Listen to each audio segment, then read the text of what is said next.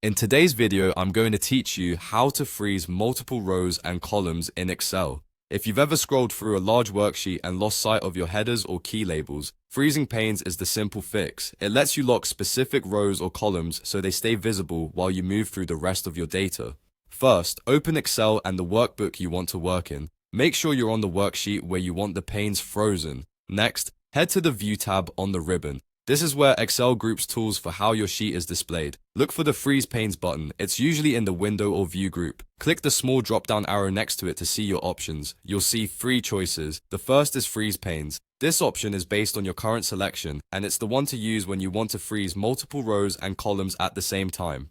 Here's how it works. Select a single cell that sits just below the last row you want to freeze and just to the right of the last column you want to freeze. For example, if you want to keep rows 1 through 4 and columns A through C visible, click cell D5, then choose Freeze Panes. Everything above and to the left of that cell will stay locked while you scroll. You'll notice subtle lines appear to show where the freeze begins. The second option is Freeze Top Row. Use this when your first row contains headers and you simply want those labels to stay in view as you scroll down the worksheet. You don't need to select anything beforehand, just click the option and the top row will be pinned.